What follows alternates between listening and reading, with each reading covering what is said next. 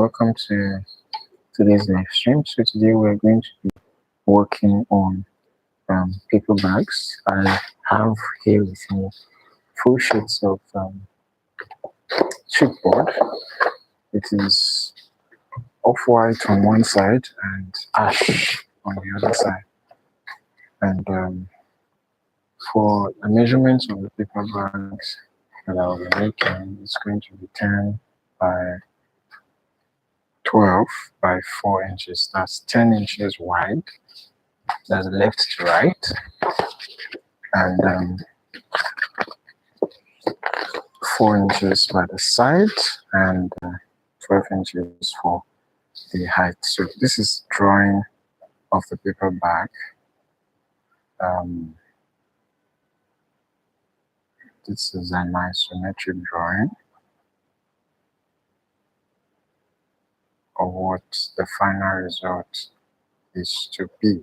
This drawing is important for us to know how or what we are creating will look like in its final result. So the measurement from this point to this point is 4 inches. The measurement from this point to this point is 10 inches. And the measurement from this point to this point is 12 inches. So if we want to create the flat design, to know the kind or the number of or the measurement of card we're going to cut, we first do this rectangular drawing. We have 4 inches width, 10 inches breadth, another 4 inches, another 10 inches, and a 0.5 infold. So let's number them: 10, 4, 10, 4. So total sum of paper we need is 4 plus 10, 4 plus 10 plus 28 plus 0.5, total of 28.5. Okay, then for the height, we need 1 inch for folding into. Then for the base, we need half of this plus 1, half of the side plus 1. That's going to be 3. And then, of course, the height we want is 12. So 1 plus 3 plus 12 is going to be 16. All right, so what we need is 28 by 16 inches worth of card. This is the chipboard, and it measures 49 by 36. So if I'm cutting 28 by 16, I should be able to get 3 pieces of 16 from here and 1 piece of 28 and a half from here. So I'm just going to cut 16 along the longer side, 16, 16. All right, and I'm going to have an offcut of 1. Then I terminate at 28. So I can get 28 by 16 by 16 by 16. So I'm going to get 3 bags from 1 card. All right. So that is the best method of cutting that I can obtain from this. If we go the other way around, right, like cutting 16 along the shorter side, we're going to have 32 and have 4 left. Then if we cut 28 here, we will not have another 28. Okay, so that is a constraint that we have, except we rotate again. We have 28, and eventually you see end up with 3 bags. Okay, but this is easier. This kind of cut is easier compared to this. So let me just go ahead for cut 16, 16, and then we'll trim off. So let's begin.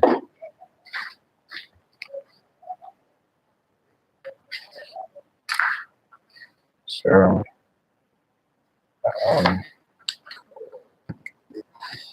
I have measured the first 16. I'm cutting that.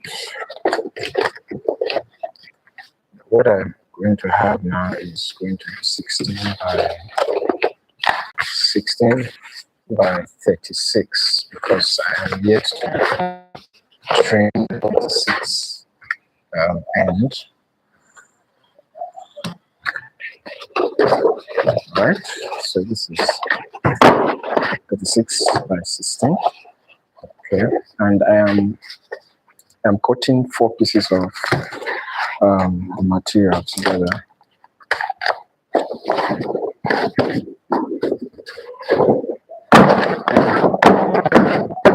Right. Ensure that they are well set and aligned. Then I'm just going to bring in the ruler again and make my cut.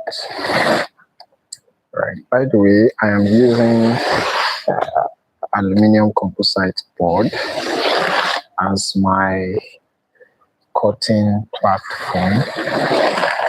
It's cheaper than the green cutting mat, and it's easier to find if you are in areas where some parts of the world where it's a bit difficult or very expensive to get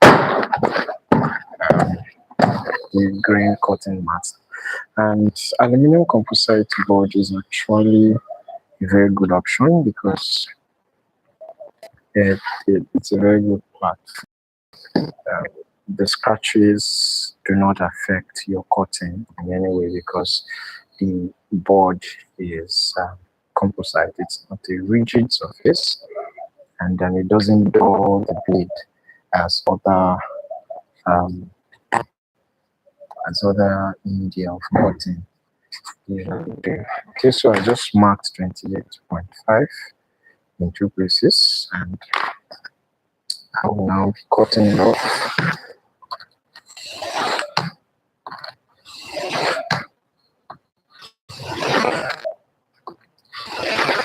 All right, so this is the final length and breadth of card that is needed. Just give me a moment. I'm going to bring in a straw board so that my folding can be done neatly on the straw board as the platform. So remember, we are mass producing. I have 12 pieces, and I'm going to show you a method that will help you fold very fast. So I'm going to pick 2 pieces at once and close them in such a way that I have an offset of 0.5. You can see it. Not closing them equally, but like this. Leave this offset, and then I'm going to use my folding bone. This is a folding bone, and apply pressure. You don't have access to this. You can use this to scissors. So when you have done that, you are now going to fold this over. Okay, so folding it over. All right, and this is what you're going to have. So I'm just going to repeat the same for the next 6 times because I have 12 cards I'm folding. Just repeat that until all cards are folded. This is the 3rd time. Okay. This is not the only way to mass produce. This is a faster way when you are doing it yourself and by hand. There is the machine method, the fully automated machine method that does all the folding, and there is the parts machine method that makes use of the creasing machine. Basically, the creasing machine draws these lines that I am attempting to make by folding. the creasing machine already draws the lines on the flat paper. So, they just pass the paper into the machine and it creates those lines, and you won't have to be forcing the card, to follow your new lines. It's just going to follow the lines. You're just going to fold using the die-cutted lines on the paper. However, there's some jobs that, in order to save cost, or because of the time constraint, or because of, the emergency or the purpose, you may have to do the manual mass producing as I am doing. So I've done all of that, and the next thing I'm going to do is to open all of them up back as flat. Okay. Open them all back. Open them all. All right. So all 12 pieces have been opened as flat. And the next thing I'm going to do, okay. So that means this folding point, this one is going to be behind it.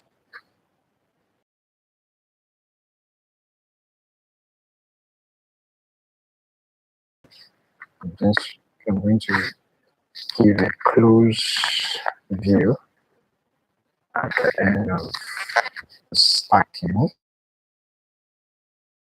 What I'm doing. The reason why I am stacking is because I want to be able to add adhesive to all of them at once, and not the job.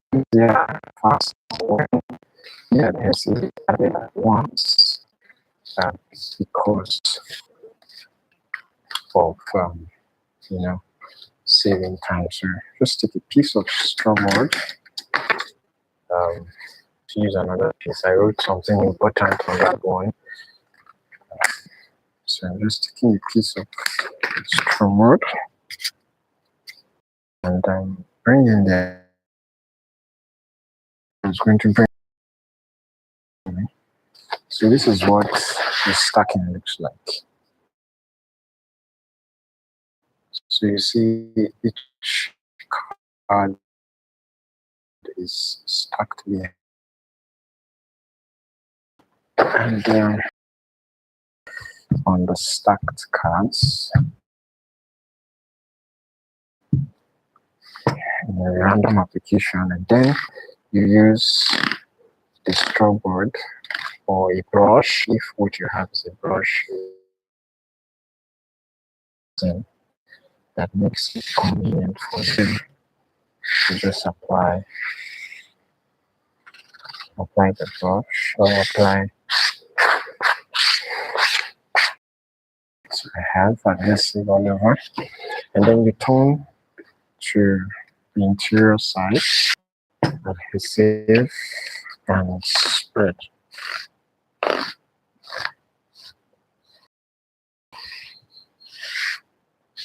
Apply adhesive. So I am trying to spread them evenly on it. Okay, so this is what the applied adhesive looks like. So next thing I'm going to do is to now pick each card. All right, fold this little bit over, place this on it, make sure that the flush, like this, the flush, and apply pressure with your scissors or folding board, and you have this card formed. So put that away, and I'm going to just repeat the same thing for all the 12 cards. So you can do this for 20, 40, 100, 200, 500 bags, 1,000 bags. The process is the same. Alright, and this is a faster method, and I see one after the other. These are just the beautiful, simple tricks that will help us to be able to produce faster. Okay.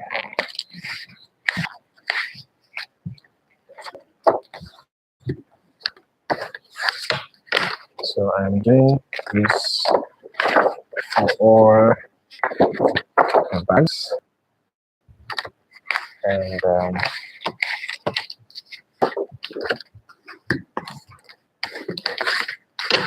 this is a coordinated effort.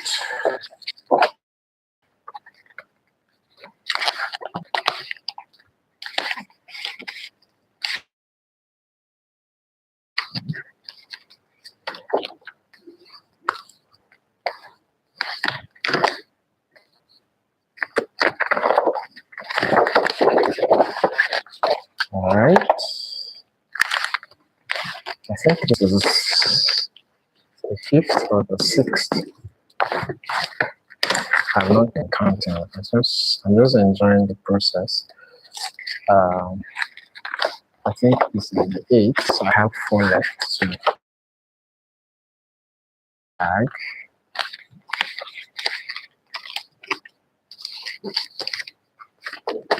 Right. So if you're going to set up a company, for example, that is going to have this production processes, you can set up a production line and have division of labor. For example, we've seen the stages that I went through. The first stage is the cutting, so you can have people in the cutting section. The second stage is folding into two, two unequal parts or two unequal halves. So you can have another section doing that. And the third stage is to apply adhesives. You can have another section. Before applying the adhesive, there is a stacking stage. So maybe you have, in your line of production, people who do the stacking. And then you have the adhesive section where adhesive is applied on the stacked cards. And then you have the joining section, which is where I am at the moment, joining the cards together and pressing them. So we have all 12 cards joined. So the next process will be to fold the sides and then subsequently the base and the cover. So in order to do that, we are going to go back to our drawing board. What we had was that we are going to have side of 4, and this bag is folded into 2 already the way it should be, which means that it has 2 on both sides. That means 2 inches on the other and 2 inches on the other. So what I'm just going to do is to pick the foot bag, and let the open sides face your left and right. And you fold this closed side, place your ruler on it, and mark 2, which is half of 4. All right. Once you've gotten it to be on 2 inches, you have here it's on 2. Okay. Then you can now apply pressure and close it up. Right. And then you do the same for this. Right. Press it down, and you have the sides. But before I open it up, we're also going to fold the base and the folding part for the folded part for the handle. So for the base, remember the side is 4, so the base is always 4 plus 1. All right, 4 plus 1. So which is going to be 5. So I fold the base at 5, right? And the last piece I'm folding is ruler with 4 behind this. So I'm going to be using rope handles. So I'm just going to do that. Once you're folded, you open, you open the card now, and that point that was the edge, you're going to press it down, okay, such that the two sides, you see it's now 4, the two sides will go over it. So we are changing the fold position, right? Okay, so this is what it's going to look like, right? Then we bring this up, okay, spread it slightly. You're putting your hand into the fold and press it down. So you are to make sure that when you're pressing, this line and this line are just very close to each other and sitting on each other at the end here. And also, when you press this down, it must align with the one inside, like this. All right, so I'm doing that now. I'm pressing it down. And I'm repeating the same here also. Press it down. And look, we formed the base, the bottom for the bag. And fold it.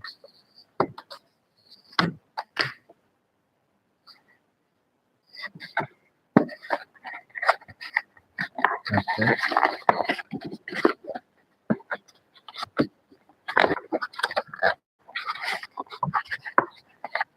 And then you fold this inward, and it forms the application point of the ropes. Next, I'm going to bring in the perforator. This is at midpoint.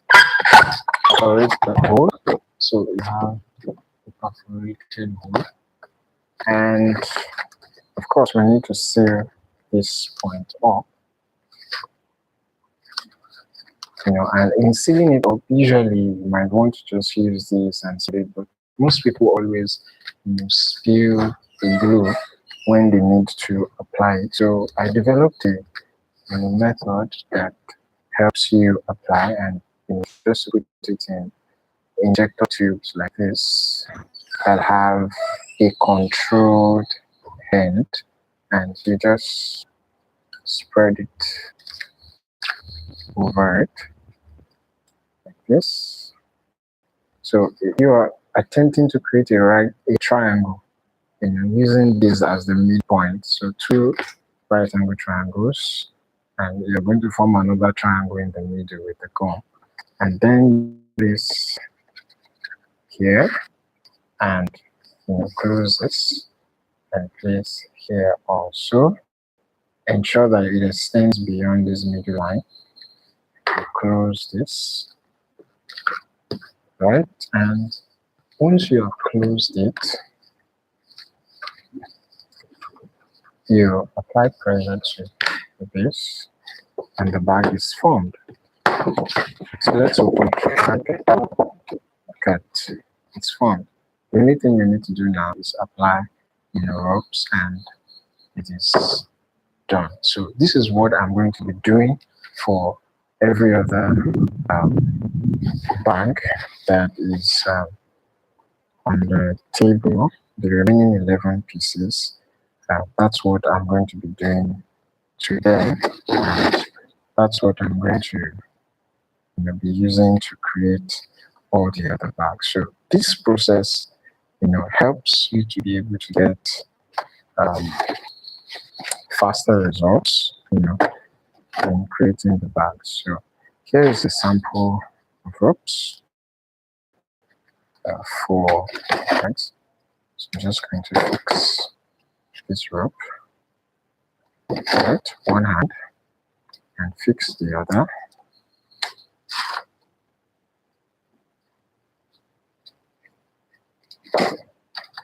Check.